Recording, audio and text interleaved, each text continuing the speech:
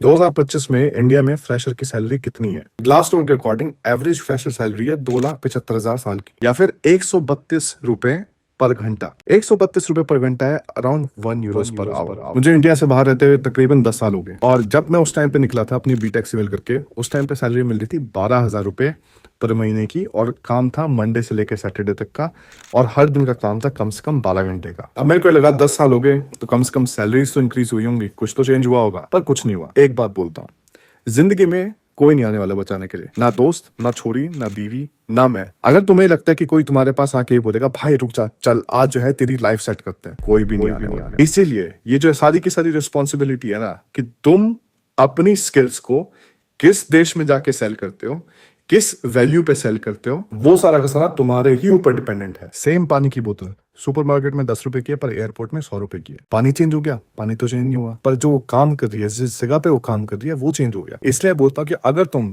BTech India में करके अपनी 12,000 रुपए की नौकरी कर रहे हो, 25 की कर रहे हो, 20 की कर रहे हो, 15 की कर रहे हो, तुम जर्मनी में जाके, यूएस में जाके, यूके में जाके, किसी भी डेवलप्ड देश में जाके वही स्किल सेल कर रहे हो, और वहां से तुम जो है 3,000, 3,500, 4,000 यूरो या जो भी है डॉलर वगैरह कमा रहे हो। जितने पैसे तुम कई सालों में जाके कमाओगे, उतना पैसा तुम एक महीने में बाहर रह के कमा सकते हो। इसलिए कह रहा हूँ कि अगर अपनी सराउंडिंग से थोड़े दुखी हो और सोचते हो कि बाहर जाके जो है कुछ बढ़िया तरीके से कर सकते हो, तो यार यही मौका है। ये डिसीजन तुमने लेना है, और कब तक लोगे, कितना लेट लोगे। जितना लेट लोगे उतने जो है दुखी होगे, जितना जल्दी लोगे उतना जल्दी एक तरीके से तैयारी कर सकते हो, और वैसी जिंदगी जी सकते हो जहां पे लोग तुम्हें अप्रिशिएट करते हो, तुम्हारी स्किल्स की ढंग तरीके से पेमेंट होती हो, और तुम 1 यूरो पर आवर की नौकरी ना करते हो।